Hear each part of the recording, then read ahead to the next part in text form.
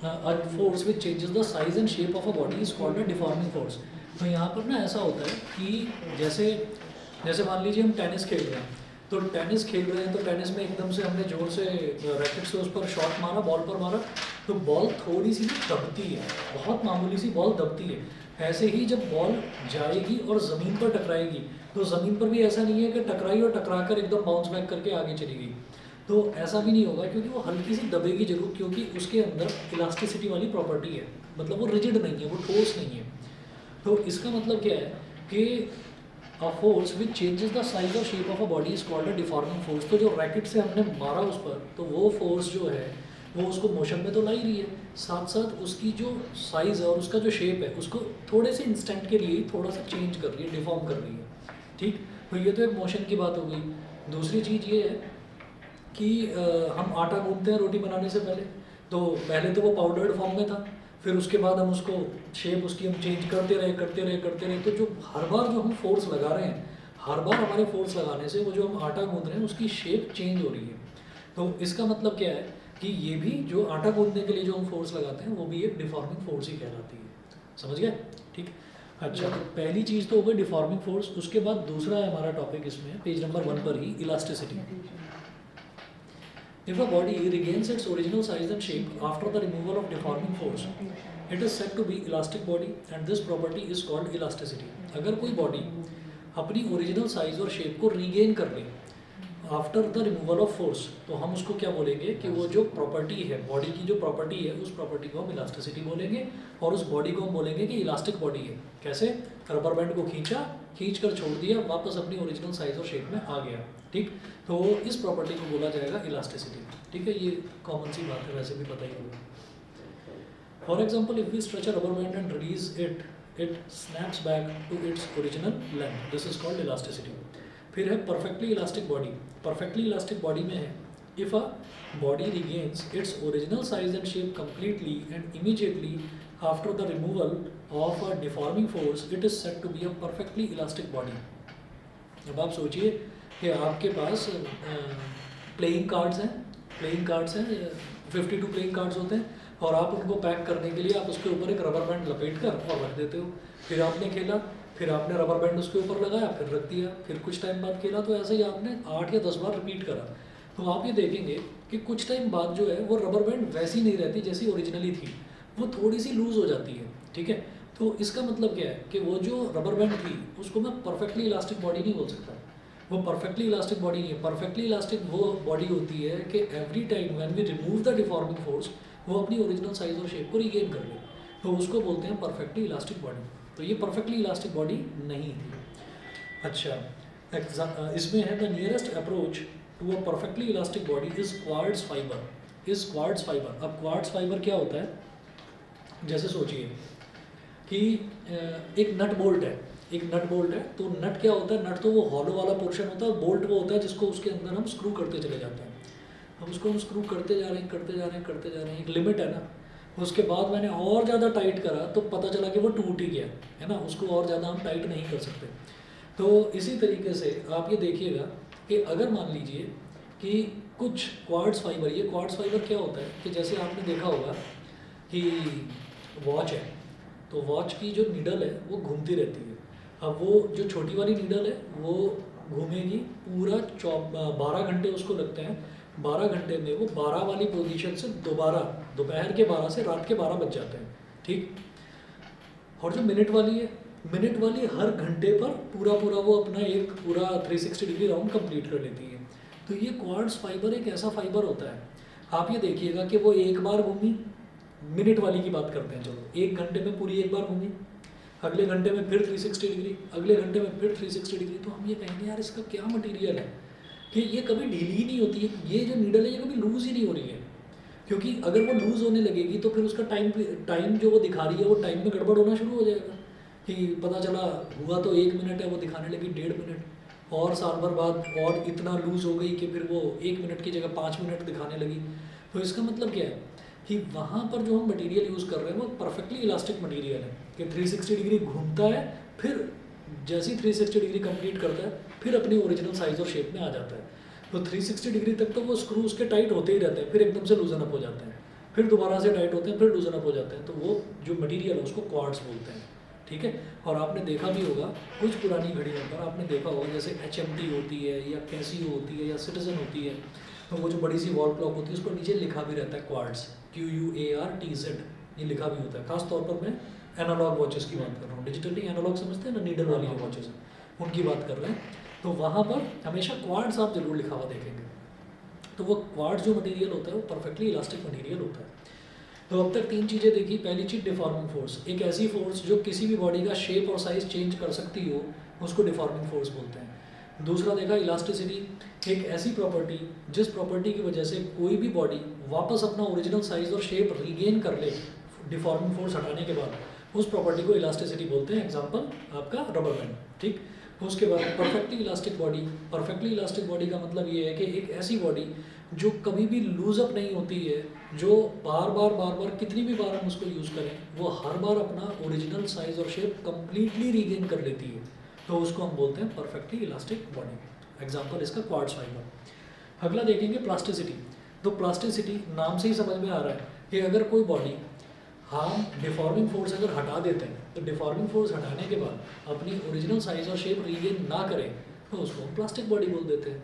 तो देखिएगा, if a body does not regain its original size and shape even after the removal of deforming force, it is said to be a plastic body, and this property is called plasticity। और इस property को ही हम क्या बोलते हैं, plasticity. For example, if we stretch a piece of chewing gum and release it, it will not regain its original size and shape। तो जो chewing gum होती है, च्युइंगम को अगर हम स्ट्रेच करते हैं और स्ट्रेच करके रिलीज कर देते हैं, छोड़ देते हैं, तो क्या वापस अपनी ओरिजिनल साइज में आ जाएगी? नहीं आएगी। तो this property of chewing gum is called plasticity, ठीक है। ये जो हम आटा गूंथते हैं वो भी प्लास्टिक मटेरियल है, इलास्टिक नहीं है। हमने आटे को खींचा, जब पूड़ियाँ बनाते हैं तो उसको लंबा खींचते हैं, उसकी गोल गोल लोई बनाते हैं, तो जब उसको लंबा खींचते हैं तो क्या ऐसा थोड़ी है कि वापस से बड़ा सा गोल सा हो जाता हो, नहीं होता ना, तो इसलिए उसको भी हम प्लास्टिक बॉडी बोलेंगे। Similarly perfectly plastic body, perfectly plastic body का मतलब है कि अगर इसी का आटे का एग्जांपल ले लेते हैं या क्ले का एग्जांपल ले लेते हैं, बच्चे जिसके साथ खेलते हैं, तो आटा जब हम गूंद रहे हैं, हमने उसको थोड़ा सा प्रेस करा, तो अगर गौर से देखेंगे तो हल्का सा वापस दबेगा जरूर। तो अगर कोई बॉडी ऐसी है जो वापस दबे ना, मतलब जैसे आपने उसको प्रेस कर दिया वैसी ही होगी, एग्जैक्टली वैसी ही होगी, तो परफेक्टली प्लास्टिक बॉडी है। मतलब जरा सा भी वो अपनी ओरिजिनल साइज और शेप जरा सा भी रिगेन करने की कोशिश नहीं करेगी, तो परफेक्टली प्लास्टिक बॉडी है ये बॉडी, ठीक है। चलिए, if a body does not show any tendency to regain its original size and shape even after the removal of deforming force, it is said to be a perfectly plastic body। For example, putty and paraffin wax are nearly perfectly plastic bodies। Putty जानते हैं ना, ये जो paint करने से पहले वो putty लगाते हैं उसको दीवार को स्मूथ बनाने के लिए, या कई छोटे मोटे अगर गड्ढे हो गए हैं दीवार में या निशान पड़ गए हैं तो उसके लिए। उसके बाद देखिएगा जी स्ट्रेस जो आजकल चल रहा है तुम्हें, वो वाला stress. The internal restoring force setup per unit area of cross section. The internal restoring force setup per unit area of cross section. Internal restoring force का मतलब क्या है कि दिमाग तो चाहता है कि घूमो फिरो, मौज करो, एंजॉय करो, दिमाग तो ये चाहता है, लेकिन पढ़ना है, ठीक है। तो इंटरनल रिस्टोरिंग फोर्स कौन सी हो गई? इंटरनल रिस्टोरिंग फोर्स ये है कि पढ़ाई करनी है, वो तो उधर का प्रेशर है, ठीक है। और दिमाग ये चाहता है कि नहीं, अपने ओरिजिनल उसमें साइज और शेप में आ जाओ। तो per unit area of cross section, per unit area of cross section किसका? दिमाग का, ठीक। तो इसको ही स्ट्रेस बोलते हैं, ठीक। तो मैं आ जाता हूँ, उसको ओरिजिनली बताते हैं। स्ट्रेस का मतलब क्या होता है? हम ना 2-3 टर्म्स ऐसी हैं जो नॉर्मली भी यूज़ करते हैं, जैसे टेंशन हो गया या स्ट्रेस हो गई। तो ये दोनों ही चीज़ें जो हैं, ये दोनों ही चीज़ें ये प्रेशर से रिलेटेड है। प्रेशर मतलब फिजिकल प्रेशर, जो हम फिजिक्स में बात करते हैं। तो स्ट्रेस को कैलकुलेट करने का मतलब क्या है कि अगर हम किसी भी चीज़ पर फोर्स लगा रहे हैं, तो अगर मान लीजिए कोई एक बड़ी सी अलमीरा है और मुझे उस बड़ी सी अलमीरा को मतलब फोर्स लगाकर पुश करके मुझे उसको खिसकाना है, ठीक। तो हम ये देखते हैं कि हमने फोर्स लगाया, तो पर यूनिट एरिया मतलब उसके 1 मीटर स्क्वायर एरिया पर आपका कितना फोर्स लग रहा है, दैट इज कॉल्ड स्ट्रेस। तो stress is called force per unit area, applied force upon area. अच्छा, फोर्स अपॉन एरिया कुछ और भी जाना पहचाना लग रहा है? एक बार और समझा दीजिए। दोबारा बताता हूँ कि जब हम फोर्स लगाते हैं ना किसी पर भी, जैसे मान लीजिए ये एक अलमीरा है बड़ी सी, ये एक बड़ी सी अलमीरा है और हमने यहाँ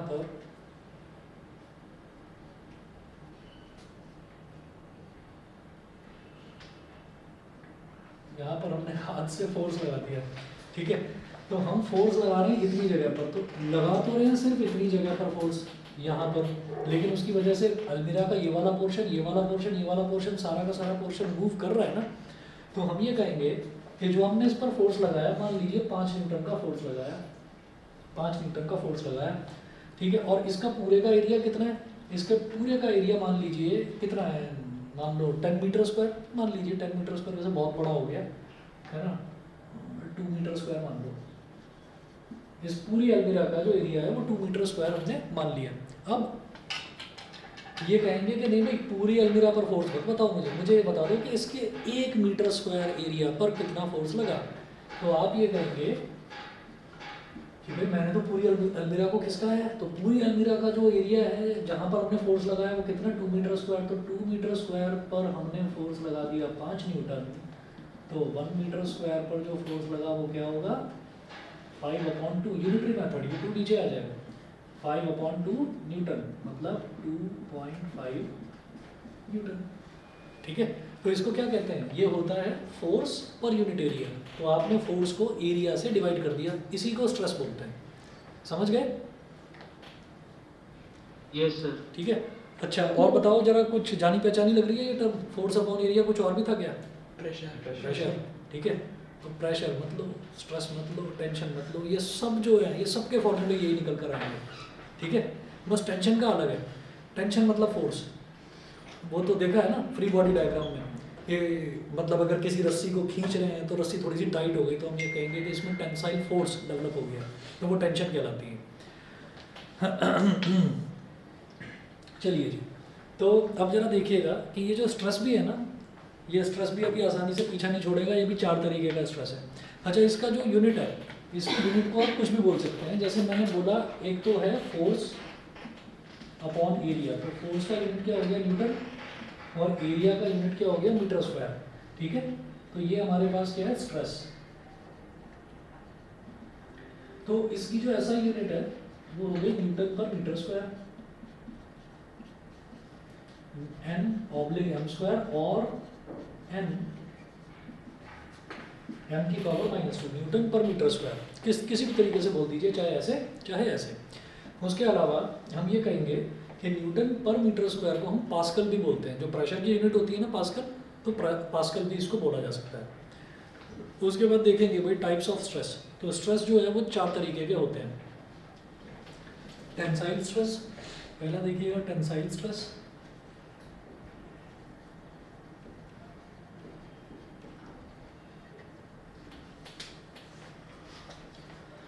टेंसाइल स्ट्रेस में है, it is the restoring force set up per unit cross sectional area of a body when the length of the body increases in the direction of the deforming force, it is also known as longitudinal stress. तो आप ये देखिएगा भाई stress का general formula तो एक ही है, force upon area, एक फार्मूला है फोर्स अपॉन एरिया, ये तो स्ट्रेस का फार्मूला हो गया। अब उसकी जो टाइप्स है ना वो डिपेंड करती है कि भाई जो शेप है किसी भी बॉडी की, वो शेप कैसे चेंज हो रही है। तो हमने ये कहा कि if it is the restoring force set up per unit cross sectional area of a body when the length of the body increases in the direction of the deforming force. तो आप ये देखिएगा कि अगर हमने मान लीजिए कोई एक रस्सी है, उस रस्सी को पकड़ के मैंने खींचना शुरू करा या उस पर हैवी सा ऑब्जेक्ट बांध दिया, तो वो रस्सी की थोड़ी सी ना लेंथ बढ़ जाएगी। तो इसका मतलब क्या हुआ कि उस पर जो फोर्स लगाई जा रही है वो किस पर लगाई जा रही है, उसकी लेंथ को इंक्रीज करने के लिए। तो ऐसी जो फोर्स है उसको अगर पर यूनिट एरिया से, अब वो एरिया क्या होगा, एरिया ऐसे हो गया जैसे मान लीजिए ये सीलिंग है और सीलिंग पर मैंने रस्सी लटका रखी है, तो ये रस्सी जो है इसको मैंने, अगर आप देखेंगे तो रस्सी का सिलेंड्रिकल शेप होता है। तो आपने क्या करा कि इस पर आपने एक ऑब्जेक्ट लटका लिया, ऐसे यहाँ पर एक ऑब्जेक्ट लटका रखा है, और कुछ टाइम बाद आप देखते हैं कि इसकी जो लेंथ है वो बढ़ गई, इसकी लेंथ बढ़ गई। तो इसका मतलब क्या है कि एक ऐसी फोर्स जिससे किसी भी ऑब्जेक्ट की लेंथ बढ़ जाए, ठीक, तो उस केस में जो हम स्ट्रेस निकालते हैं, अच्छा एरिया कौन सा लेंगे फिर यहाँ पर, ये जो रस्सी है ना, इस रस्सी का ये cross sectional area cylindrical form का है, तो इधर जो एरिया बनेगा वो कौन सा बनेगा, सर्कुलर एरिया, ठीक है। तो अब क्योंकि लेंथ बढ़ रही है, तो जब भी किसी चीज़ की लेंथ बढ़ती है तो हम उसको हम लॉन्गिट्यूडनल बोल देते हैं, लॉन्गिट्यूडनल एस्पेक्ट बोल देते हैं।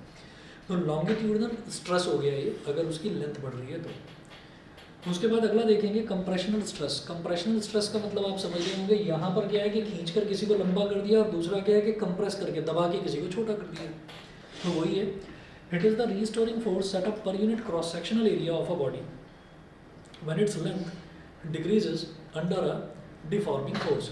तो अगर आपने किसी को कंप्रेस करा, किसी ऑब्जेक्ट को, और कंप्रेस करके उसकी लेंथ को आपने डिक्रीज करने की कोशिश करी, तो उस केस में जो रीस्टोरिंग फोर्स डेवलप होगा उसके अंदर, रीस्टोरिंग फोर्स का मतलब वही है कि भाई आपने इसको इतना खींचा है ना, तो इतने एरिया में एक रीस्टोरिंग फोर्स भी लग रहा है कि नहीं नहीं मैं तो अपने ओरिजिनल साइज में वापस आना चाहता हूँ, मुझे मत खींचो, है ना। तो वो जो रीस्टोरिंग फोर्स है that divided by cross sectional area is called stress. अगला देखिएगा हाइड्रोस्टेटिक स्ट्रेस। हाइड्रोस्टेटिक, हाइड्रो कहीं पर भी आ जाए तो समझ लेना पानी से रिलेटेड है, पानी से उसका कुछ ना कुछ रिलेशन है। If a body is subjected to a uniform if a body is subjected to a uniform force from all sides, then the corresponding stress is called hydrostatic stress। यहाँ पर कहीं पानी का तो जिक्र है नहीं, तो फिर हाइड्रोस्टेटिक स्ट्रेस क्यों बोला जा रहा है, क्योंकि ये इस वजह से बोला जा रहा है, अगले चैप्टर में पढ़ेंगे फ्लूइड्स वाले चैप्टर में, कि जब भी कभी हम जो यूनिवर्सल सॉल्वेंट होता है, यूनिवर्सल सॉल्वेंट वाटर होता है, तो जब भी कभी हम किसी भी कंटेनर की बात करते हैं ना, मान लीजिए ये सिलेंड्रिकल कंटेनर है,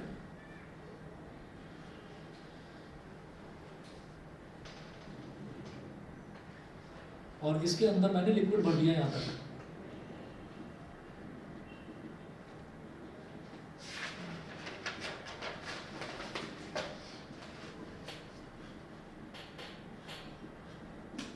इसके अंदर हमने लिक्विड भर दिया।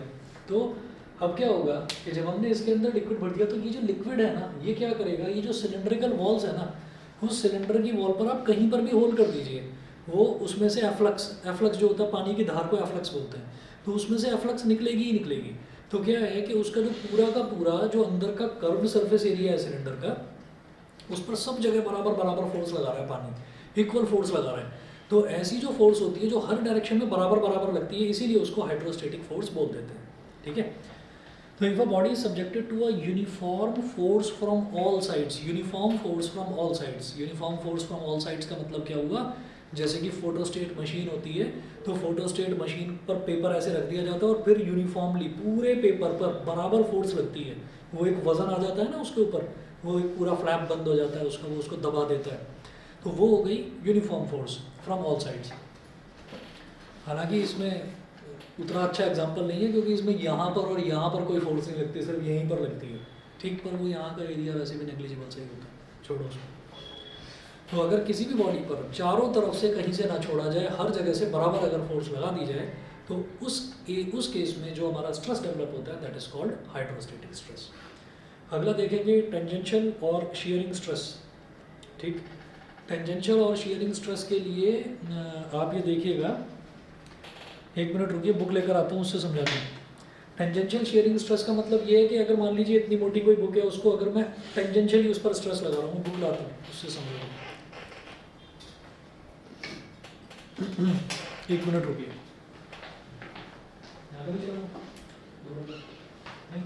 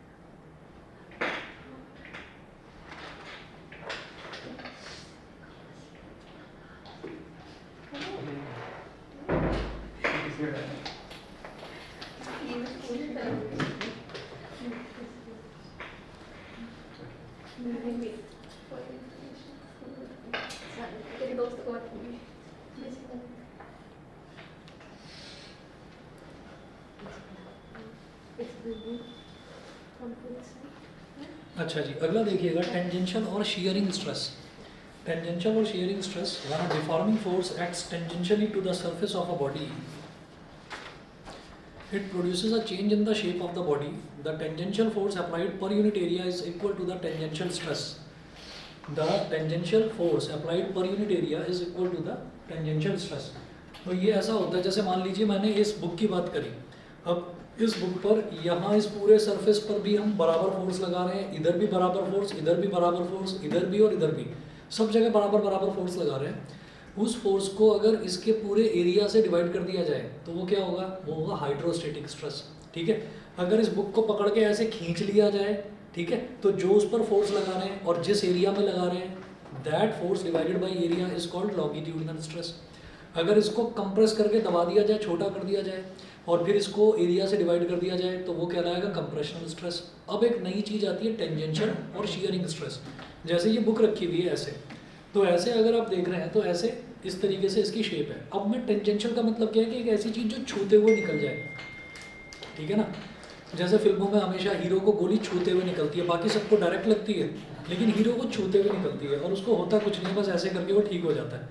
ठीक, तो वैसे ही समझ लो कि फोर्स इसको छूते हुए निकल रही है, ऐसे ऐसे छू रही है, तो ये क्या हो गई, ये थोड़ी सी टेढ़ी हो गई बुक, समझ रहे हैं। वैसे तो ओरिजिनली इसकी शेप ऐसी थी, मैंने फोर्स इस पर ऐसे लगाई जो ऐसे इस पर टच करती हुई जा रही है, तो ऐसे जो फोर्स लग रही है वो इसको थोड़ा सा टिल्ट कर देगी। तो ये वाली force divided by area is called tangential stress, और इसको हम शीयरिंग स्ट्रेस भी बोल देते हैं।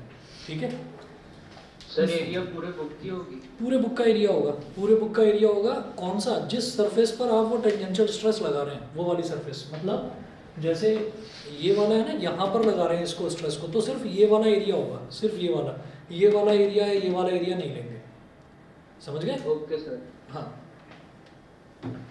चलिए जी, अभी स्ट्रेस के बाद में फिर एक और चीज़ देखते हैं, स्ट्रेन। बड़ा स्ट्रेन है, बड़ा स्ट्रेन पड़ गया आज मेरे को ना, बहुत काम करा था। ठीक है, तो स्ट्रेन में क्या है, the ratio of the change in any dimension produced in the body to the original dimension is called strain. वैसे ये स्ट्रेस और स्ट्रेन वाला चैप्टर ना, इससे ज़्यादा आपको स्ट्रेस पड़ेगा नहीं, ज़्यादा स्ट्रेन आएगा नहीं, क्योंकि आसान है। ठीक है, ये इतने ही तो पेज हैं, बस 12 ही पेज हैं जो भेजे हैं, बस ये टोटल, बस ये, हाँ ये छोटा ही है चैप्टर। हाँ तुम्हारा जो अभी जो तुम्हारा सिलेबस आ रहा है ना, उसके हिसाब से काइनेटिक थ्योरी ऑफ गैसेस, बस वो वाला चैप्टर थोड़ा सा बड़ा है, फ्लूइड्स वाला भी उतना बड़ा नहीं है, और उसके डेरिवेशंस भी छोटे छोटे ही हैं। एक बर्नौलीज थ्योरी है थोड़ा सा। सर हमें ड्यूटी 3 का सिलेबस मिल गया मैथ्स का, सारा ही आ रहा होगा, तो क्या बचा है? 3D आ रहा है, हाँ। कॉनिक सेक्शंस पूरा आ रहा है, हाँ। डेरिवेटिव्स फिर से आ रहा है चलो और स्टैट्स। पेपर हाँ मिल गया। चलिए जी, तो स्ट्रेन देखते अरे हैं। सर ने आज क्लास में बताया। स्ट्रेन में क्या है, the ratio of the change in any dimension produced in the body to the original dimension is called strain. ठीक है, तो वो फोर्स अपॉन एरिया था। स्ट्रेन क्या है, change in dimension upon original dimension, change in dimension upon original. अच्छा ये तुमने भेजा है अभी, सिलेबस। ठीक है, पढ़ाई कर रहे हो तुम या नहीं? अच्छा ठीक है, चलिए लॉन्गिट्यूडनल स्ट्रेन में है, it is defined as the increase in length per unit original length when the body is deformed by external forces. तो change in dimension upon original dimension का मतलब क्या है कि क्या बदलाव आया और क्या हम ओरिजिनली थे। ठीक है, तो एक वायर को लिया, वायर को पकड़कर खींच दिया। अब सोचो कि वायर की ओरिजिनली जो लेंथ है, मान लीजिए ये 15 सेंटीमीटर थी, 15 सेंटीमीटर ओरिजिनल लेंथ, फिर थोड़ा सा जो चेंज करा, चेंज करके ये कितनी हो गई, मान लो 7.5 सेंटीमीटर। आपने इसको 7.5 सेंटीमीटर खींच दिया, तो ये इसमें चेंज कितना आया, ये 7.5 सेंटीमीटर खींच गई, लंबी हो गई। तो जो स्ट्रेन होगा, strain will be called change in dimension. तो इसकी लेंथ में जो चेंज आया उसको डेल्टा एल बोल दिया। ठीक है, अपॉन ओरिजिनल लेंथ। तो डेल्टा एल कितना है, 7.5, और ओरिजिनल लेंथ कितना था, 15। अच्छा दोनों ही सेंटीमीटर में है, सेंटीमीटर से सेंटीमीटर कट गया, तो ये तो फिर एक रेशो हुआ ना। तो जैसे वहाँ पर स्ट्रेस था, तो स्ट्रेस की यूनिट थी न्यूटन पर मीटर स्क्वायर या पास्कल। इसकी कोई यूनिट नहीं होगी, यूनिटलेस होगा, रेशो होता है बस। ठीक, तो ये आपका आ गया 1 2 1:2 या 0.5 जो आपका, ठीक है, इसकी कोई यूनिट नहीं होगी। उसके बाद देखिएगा सेकंड है वॉल्यूमेट्रिक स्ट्रेन, नाम से ही समझ में आ रहा है, change in volume upon original volume. It is defined as the change in volume per unit original volume when the body is deformed by external forces. तो वॉल्यूमेट्रिक स्ट्रेन हो गया डेल्टा वी अपॉन वी। उसके बाद देखिएगा shear strain, shear का मतलब समझ जाइए टेंजेंट, जैसे हमने शियरिंग स्ट्रेस देखा था, तो टेंजेंशियल जहाँ पर फोर्स लगती है that is called shearing stress. तो शियरिंग स्ट्रेन क्या होता है, it is defined as the angle theta in radians through which a face originally perpendicular to the fixed face gets turned on applying tangential deforming force। ये समझना है बस।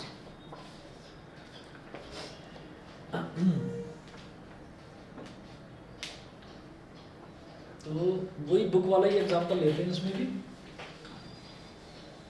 shearing strain।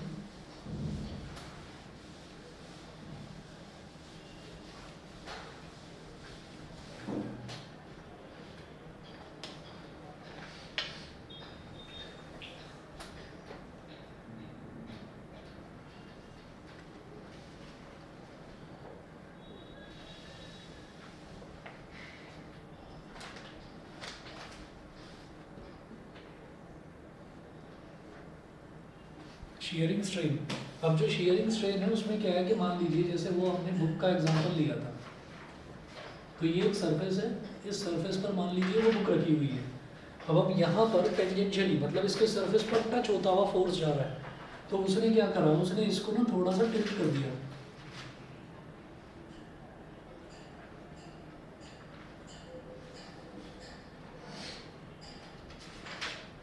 थोड़ा सा इसको टिल्ट कर दिया, तो कितना एंगल टिल्ट करा, वो हो गया थीटा, थीटा। और ये 90 डिग्री है, ये 90 डिग्री है, और ये वाला जो डिस्टेंस है यहाँ से यहाँ तक वाला, यहाँ से यहाँ तक वाले डिस्टेंस को आप कुछ बोल दीजिए, एक्स बोल दो या वाई बोल दो, इसको मैंने एक्स बोल दिया, और यहाँ से और यहाँ तक वाला जो डिस्टेंस है इसको हमने बोल दिया वाई, ठीक है। तो आप ये देखिएगा कि जैसे हमने किसी भी ऑब्जेक्ट पर, खास तौर पर अगर मैं सॉलिड ऑब्जेक्ट की बात कर रहा हूँ, तो जैसे ये बुक की ही बात करी थी, तो बुक नॉर्मली तो ऐसे रखा हुआ है, ये वाला नॉर्मल डिस्टेंस तो ऐसे ही है, मतलब ये वाला डिस्टेंस वाई, ठीक। अब मैंने इसको थोड़ा सा इधर शिफ्ट करा, थोड़ा सा शिफ्ट करा, तो थोड़ी सी तो टेढ़ी हुई है, तो मामूली सी टेढ़ी हुई है, इसका मतलब ये जो एंगल है, जो थीटा है, ये बहुत छोटा सा एंगल है थीटा।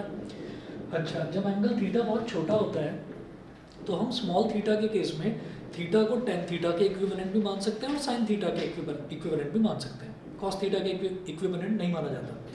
तो आप ये देखिएगा कि यहाँ पर हमने ये कहा कि जो शियरिंग स्ट्रेन है या शियर स्ट्रेन है, उसको ये कहते हैं कि स्ट्रेन सारा का सारा कहाँ पर आ रहा है, आप फोर्स तो लगा रहे हैं यहाँ पर टेंजेंशियली, वो स्ट्रेन सारा का सारा ना इस पॉइंट पर आ रहा है, ये ऐसे मुड़ गया बेचारा, ये ऐसे मुड़ गया, तो इतना एंगल थीटा है, अब ये वापस अपनी ओरिजिनल साइज और शेप में इस एंगल के थ्रू ही आना चाहेगा, ठीक है। तो सारा का सारा जो स्ट्रेन है वो यहाँ पर इस पॉइंट पर आ रहा है, यानी कि एंगल पर आ रहा है, और ये एंगल बहुत छोटा है थीटा। तो जब थीटा बहुत छोटा होता है तो theta is equivalent to tan theta, और टेन थीटा क्या हो जाएगा बेटा, परपेंडिकुलर अपॉन बेस, यानी कि एक्स अपॉन वाई। और ये जो एक्स है, ये एक्स क्या है कि कितना डिस्प्लेसमेंट हो गया, तो वही लिखा हुआ है relative displacement between two parallel planes. आप देखिएगा पेज नंबर 4 पर ऊपर की तरफ वही लिखा हुआ है relative displacement between two parallel planes. तो ये वाला प्लेन है और ये वाला प्लेन है, तो इनके बीच में मामूली सा ये डिस्प्लेसमेंट हुआ एक्स, और फिर अपॉन वाई, वाई क्या है, डिस्टेंस बिटवीन पैरेलल प्लेन्स, तो दोनों पैरेलल प्लेन्स के बीच का डिस्टेंस, ठीक। तो this is called shearing strain. तो आप ये देख लीजिए 3 तरीके के स्ट्रेन, एक देखा longitudinal strain, change in length upon original length, आसान है, ठीक है। दूसरा देखा volumetric strain, change in volume upon original volume, delta V upon V, ये भी आसान, ठीक। बस जो ध्यान रखने वाला है वो यही है, शियरिंग स्ट्रेन। तो शियरिंग स्ट्रेन को एक तरह से याद रखना, कई बार ना हम ये भूल जाते हैं कि क्या लेना है, ये दिस अपॉन दिस लेना है, दिस अपॉन दिस। तो याद रखना शियरिंग स्ट्रेन इज थीटा, और थीटा जब छोटा होता है तो that is equivalent to tan theta, और टेन थीटा क्या होगा, परपेंडिकुलर अपॉन बेस। तो this is called relative displacement between two parallel planes and this is called distance between parallel planes. Clear है? ठीक है। उसके बाद देखेंगे जी अगला इलास्टिक लिमिट, नेक्स्ट टॉपिक। और दोबारा से बता रहा हूँ, स्ट्रेस की यूनिट होती है न्यूटन पर मीटर स्क्वायर और पास्कल, और स्ट्रेन की कोई यूनिट नहीं होती।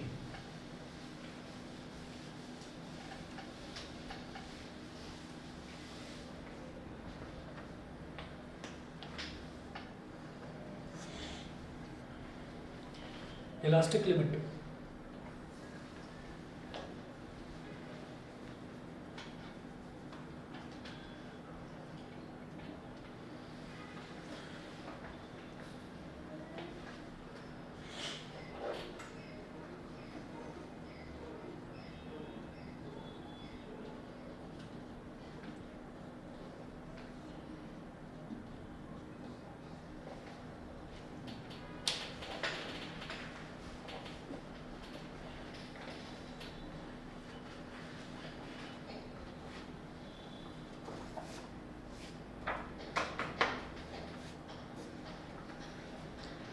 the maximum stress within which the body regains its original size and shape after the removal of deforming force is called elastic limit.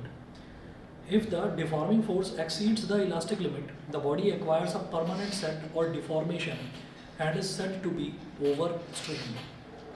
तो क्या होता है? The maximum stress within which the body regains its original size and shape. तो maximum जो stress है, कोई भी body कितना स्ट्रेस मैक्सिमम झेल सकती है। फॉर एग्जांपल एक रबर बैंड को खींचते गए, ठीक है, खींचा, वापस आ गई ओरिजिनल साइज और शेप में। एक लिमिट के बाद ऐसा हो जाएगा कि आपने इतना खींच दिया, वो बेचारी टेढ़ी मेढ़ी हो जाएगी, ठीक है ना, वो वापस अपनी ओरिजिनल साइज और शेप में आएगा ही नहीं। भाई आपने उसकी इलास्टिसिटी की लिमिट ही क्रॉस कर दी, कितना खींच दिया उसको, कितना खींच दिया, तो परमानेंट उसकी साइज और शेप बिगड़ गया अब, ठीक है।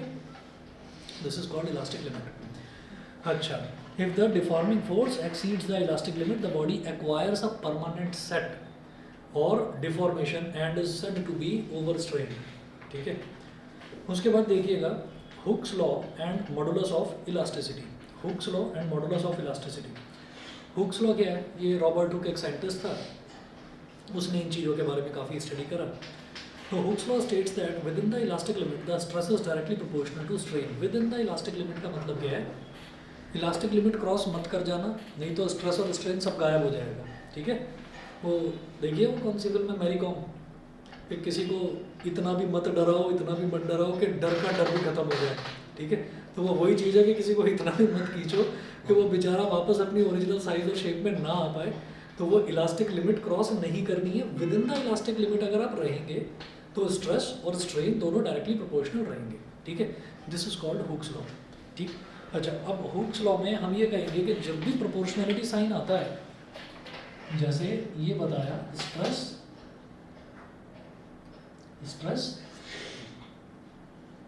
Is directly proportional to strain, तो जब भी प्रोपोर्शनैलिटी साइन आता है तो कोई एक कांस्टेंट जरूर आ जाता है।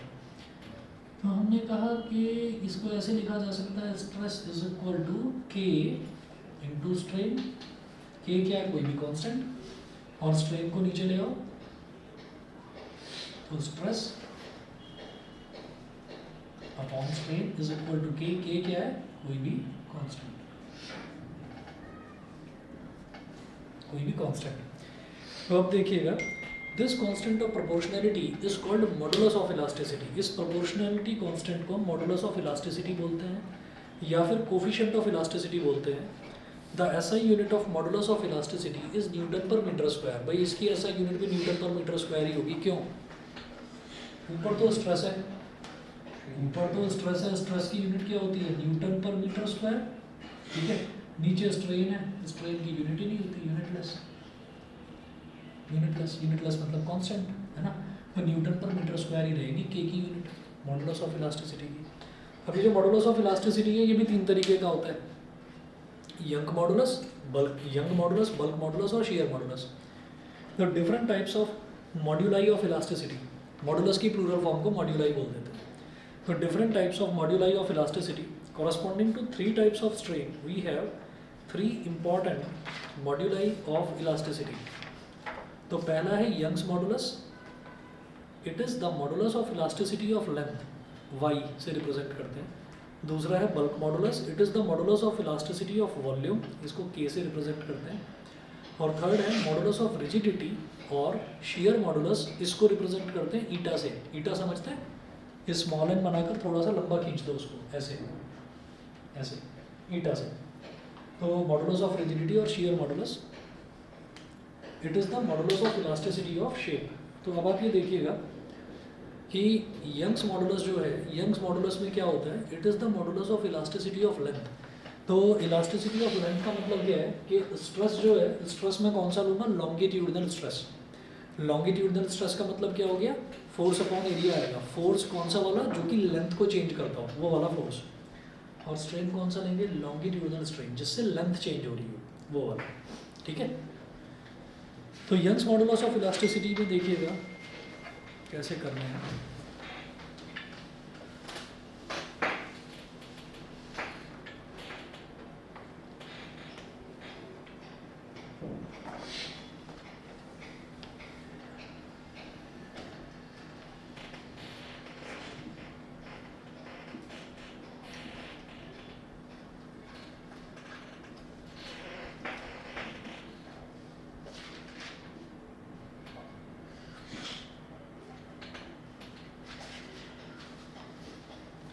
Within the elastic limit, the ratio of longitudinal stress to the longitudinal strain is called Young's modulus of the material of the wire. Suppose a wire of length L and cross-sectional area A suffers an increase in length delta L under a force capital F acting along its length small l. Young's modulus is given by, तो Young's modulus यानी कि Y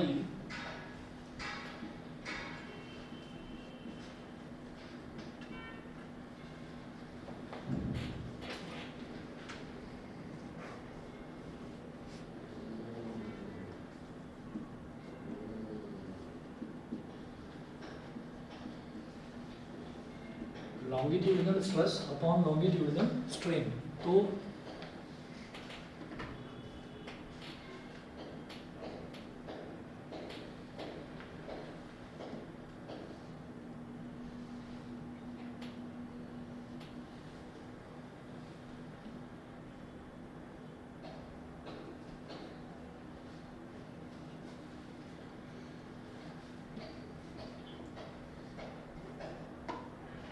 ये तो हो गया L।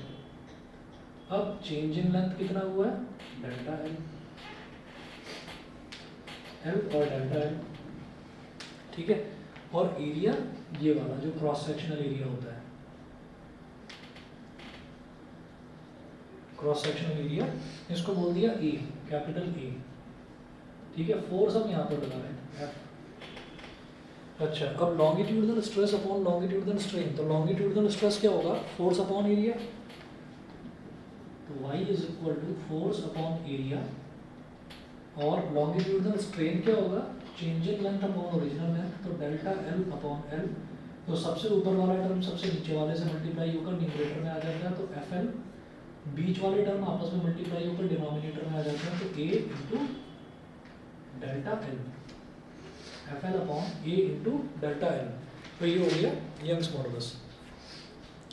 If the wire has a circular cross section of radius r, then अगर wire का circular cross section है, जनरली सर्कुलर ही होता है, सिलेंड्रिकल शेप का होता है वायर, तो आपको एक ही जगह पाई आर स्क्वायर रख देना है। क्यों, क्योंकि फिर ये एरिया क्या है, सर्कल का एरिया। ठीक। तो y इज इक्वल टू क्या हो जाएगा, FL upon pi r square into delta L। ये हो गया यंग्स मॉडुलस। ठीक है। Its unit is newton per metre square और पास्कल। ठीक। उसके बाद पेज नंबर 6 पर आ जाइए, stress strain curve for a metallic wire. Stress strain curve for a metallic wire. अच्छा, ये जो स्ट्रेस स्ट्रेन कर्व है ना, इसमें आप देखेंगे पेज नंबर 6 पर बहुत लंबी चौड़ी थ्योरी लिख रखी है। इस थ्योरी को ना सिर्फ समझना है, इसको रटना नहीं है। आपको जो रटनी है चीज़, जो लर्न करना है, वो ये ग्राफ जो है ये लर्न करना है। तो ये ग्राफ पेपर में पूछा जा सकता है। तो ये करेंगे हम, stress strain curve for a metallic wire. इसमें डायरेक्ट क्वेश्चन बनता है, डायरेक्टली पूछ लेते हैं कि स्ट्रेस स्ट्रेन कर्व बताइए। तो stress strain curve for a metallic wire,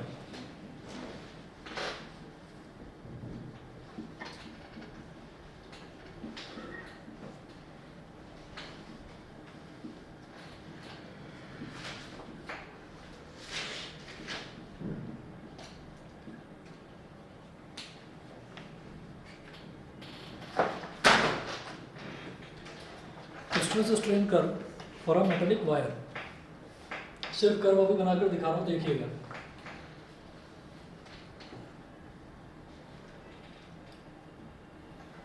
x axis पर लेना है हमको स्ट्रेन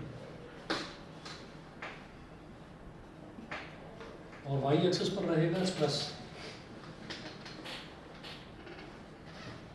एक्स एक्सिस पर स्ट्रेन, वाई एक्सिस पर स्ट्रेस। ये ओरिजिन है O और ये वाला पॉइंट है O डैश।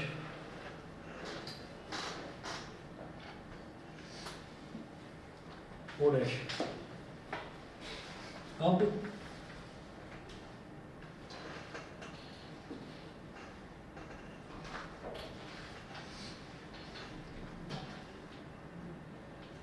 यहां से और यहां तक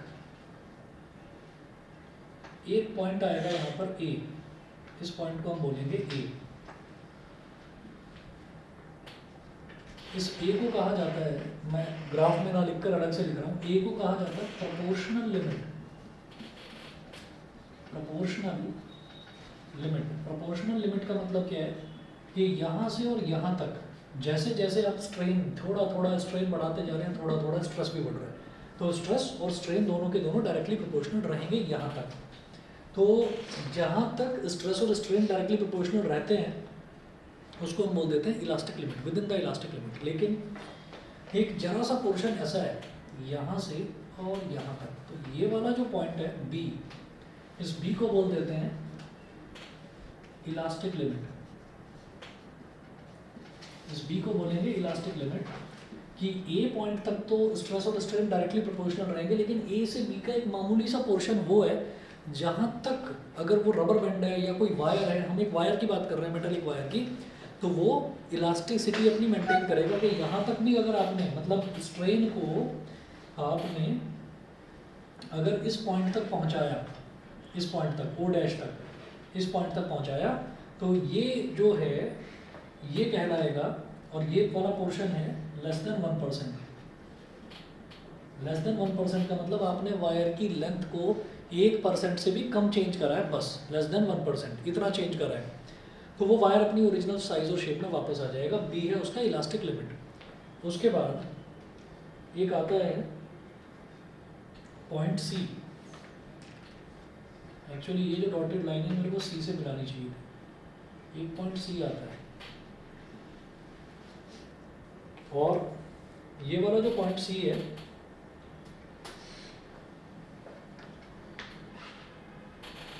इस पॉइंट C का ऐसा कोई नाम तो नहीं है, लेकिन इस पॉइंट C का मतलब ये है कि अगर इलास्टिक लिमिट तक पहुंच गए और अगर हमने C के बाद, इलास्टिक लिमिट के बाद ये है, इलास्टिक लिमिट है B, तो B के बाद अब B से C तक अब वो इलास्टिक तो रहा नहीं जो मेटालिक वायर है, मतलब वायर जो है वो परमानेंटली आपने उसको खींचना शुरू करा तो उसकी शेप और साइज अब बदल चुकी है पॉइंट B के बाद। ठीक, हाँ प्लास्टिसिटी की तरफ जा रहा है।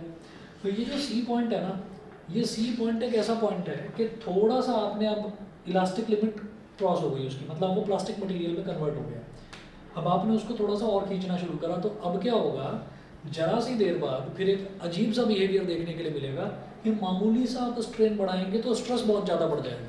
ठीक है, तो अब क्या होगा कि इसके बाद स्ट्रेन आपने थोड़ा सा ही बढ़ाया लेकिन स्ट्रेस बहुत ज़्यादा बढ़ गया, मतलब यहाँ से फिर ऐसे हो जाता है ये काम इस तरीके से। और ये वाला एक पॉइंट आता है D, इस D वाले पॉइंट को बोल देते हैं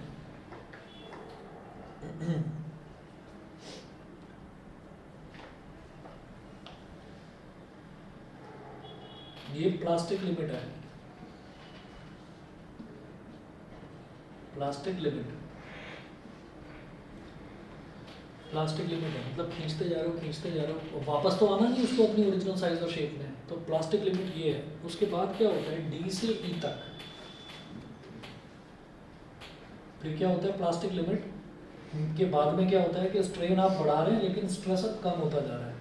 तो ये जो पॉइंट है ना D से E तक, इसमें क्या होता है कि इसमें ना छोटे छोटे नेक्स और वेस्ट्स, नेक्स और वेस्ट मतलब नेक होती है पतली, वेस्ट होती है चौड़ी, तो छोटा छोटा जो वायर है वायर में ऐसा होने लगता है कि कहीं से पतला सा हो गया वायर, कहीं से मोटा सा हो गया, मतलब उसके टुकड़े टुकड़े से अलग अलग डिवाइड होते हुए दिखाई देने लगते हैं।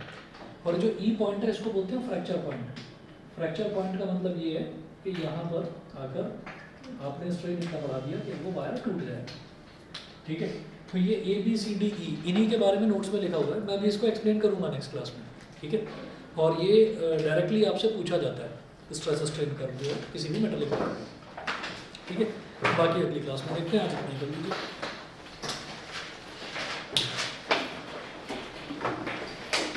और कल ना वही आप शाम को 7 बजे तक बस एक बार देख लेना, अपना ग्रुप पर मैसेज चेक कर देना, मैं एक्स्ट्रा क्लास ले सकता हूँ। ठीक है, तो देख लेना एक्स्ट्रा क्लास होगी तो वही 40 मिनट की होगी। तो ठीक है। इसमें चैप्टर कंप्लीट हो जाएगा? चैप्टर कंप्लीट है, ज़्यादा से ज़्यादा 2 या 3 क्लास और चाहिए मेरे को, कंप्लीट है चैप्टर। मतलब इस वीक मेरे को ये करके ना और फिर फ्लूइड्स वाला चैप्टर करवाना है स्टार्ट। ओके। सर ग्रेविटेशन का टेस्ट करना अरे हाँ, ग्रेविटेशन का टेस्ट फ्राइडे को ले रहा हूँ मैं। हाँ, नहीं फ्राइडे नहीं को। फेस टेस्ट है मेरा, तो क्या हो गया? उसमें नहीं आ रहा ना ग्रेविटेशन, मैं उसका पढ़ूंगी कल। अरे तो बाकी बच्चे दे देंगे। हाँ जी। हाँ, क्यों? तुम्हारी तो पढ़ाई अच्छी चल रही है, अभी तो पूछा था। मैंने कहा दूसरी क्लासेस से बताओ भाई, देख लेना।